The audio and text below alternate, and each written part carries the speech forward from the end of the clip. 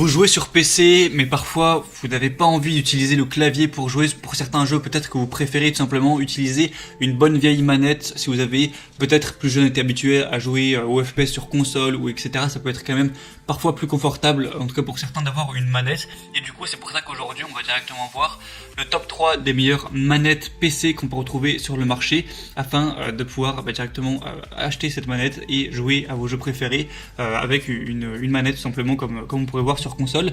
Du coup, je vais vous présenter ça par un ordre de prix croissant, en partant d'une moins chère et une plus chère, et vous allez voir que c'est assez abordable.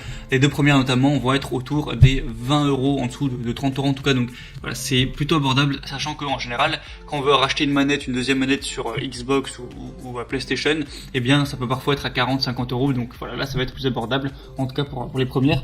Et du coup on est parti avec la première qui sera la G-Lab Capad Thorium Manette Gaming PC. Filaire, donc celle-ci, ça va être tout simple, vous allez brancher le fil USB, donc en USB à votre PC, et ça va être relié par le fil. Donc malheureusement celle-ci n'est pas utilisable sans fil, ça dépend selon vos préférences, mais si ça vous dérange pas du tout d'avoir un fil, eh bien elle va être très bonne. Il y a des vibrations qui sont intégrées, une bonne prise en main avec des joysticks 360 degrés, tout ça, des bons grips résistants, un câble qui va faire 1m80, donc même si votre PC est un peu éloigné, pas de souci. Elle est assez légère, elle pèse 248 grammes, il y a un plug and play, donc pour utiliser la manette directement sur notamment aussi la plupart des jeux Windows ou quoi, il y a des LED lumineuses qui vont être adaptées, mais après vous pouvez jouer à ce que vous voulez, un FIFA, Fortnite, Rocket League, Apex Legends, etc. Vous pourrez aussi l'utiliser sur PS3, même si la PS3 de toute façon ça commence à dater, sachant que la PS5 vient de sortir, donc c'est toujours un bonus, mais bon, ici on est plutôt là pour l'utiliser sur PC, et par contre elle sera pas compatible sur Xbox One, PS4, PS5, etc. Donc si jamais vous vouliez l'utiliser pour PC et aussi sur votre console, si vous avez la Xbox One, la PS4 ou quoi, ce sera pas compatible. Elle est durable, elle est garantie 2 ans. Comme je l'ai dit, elle est très peu chère, elle a une vingtaine d'euros, 4,4 étoiles sur 5 au niveau des évaluations, donc c'est tout à fait bon pour une manette, voilà, c'est quand même pas très cher. Et du coup, ça peut être un bon choix, un bon rapport qualité-prix. Je vous mettrai le lien directement dans la description. La deuxième que je vais vous présenter, c'est la Clevo manette PC 2.4G manette, du coup sans fil. Celle-ci, du coup, l'avantage c'est que elle va être sans fil, donc vous allez brancher comme une sorte de petite clé USB qui est connectée à la manette, et ensuite avoir la manette dans les mains où vous voulez sans du coup avoir besoin de fil et pouvoir jouer. Et du coup, c'est quand même plus confortable, ça peut être préférable en tout cas si vous appréciez de ne pas avoir de fil dans les pattes. Du coup, une connectivité sans fil 2.4G, donc ça fait une connectivité vraiment rapide. Du coup, c'est pas le fait que j'ai pas de fil que ça va en faire perdre des données, c'est vraiment très rapide. Même les meilleures souris sont 2.4G. Un chargement USB longue veille, donc vous aurez à la recharger de temps en temps une fois que vous l'aurez rechargé complètement, vous pourrez jouer facilement 8 heures non-stop, et le temps de charge, ça va prendre 2 ou 3 heures, donc ça c'est plutôt correct au niveau du ratio temps de charge, temps de jeu possible. Un contrôleur de jeu qui a une veille intelligente, du coup ça augmentera l'efficacité de la batterie. Une ergonomie double vibration avec des poignées anti-dérapantes qui sont conçues pour une meilleure stabilité, avec une augmentation de la surface texturée et du joystick qui s'adapte parfaitement à vos doigts pour empêcher tous les glissements, même après plusieurs heures de jeu quand on a un peu de la sueur, etc. Donc des moteurs vibrants de contrôleurs qui sont intégrés pour une meilleure immersion, et il y a aussi une garantie sur celle-ci.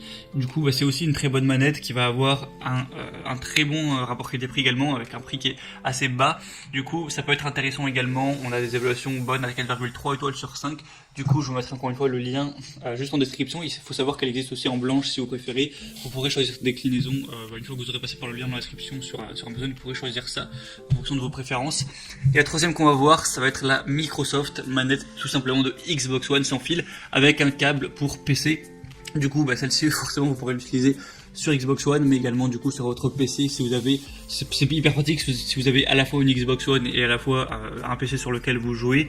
Du coup pas la peine forcément de la présenter en détail. Je pense que vous avez déjà touché dans votre vie une manette de Xbox One.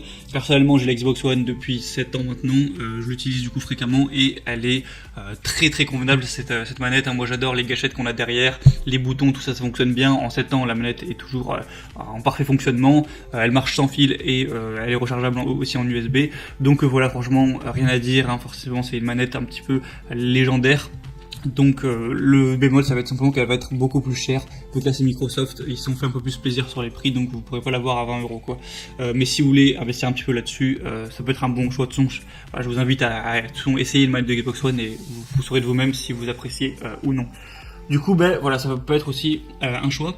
Maintenant, c'est à vous de voir quelle manette vous attire le plus. Moi, comme j'ai dit, je vais vous mettre tous les liens juste dans la description en fonction de l'ordre d'apparition de chacune de ces manettes dans la vidéo. En passant par ces liens, vous pourrez voir un peu plus d'informations, plus d'images, plus d'évaluation client, etc. Choisir celle que vous préférez, vous pourrez la commander, ça arrivera en quelques jours chez vous. Et du coup, c'était tout pour cette vidéo, pour ce comparatif. J'espère que ça aura pu vous aider à faire votre choix. Si c'est le cas, n'hésitez pas à aimer cette vidéo. Et vous pouvez aussi vous abonner à la chaîne YouTube. Et moi, je vous souhaite de passer une bonne fin de journée ou une bonne fin de soirée, des bonnes sessions de jeu bien agréables. À très vite, à la prochaine et ciao.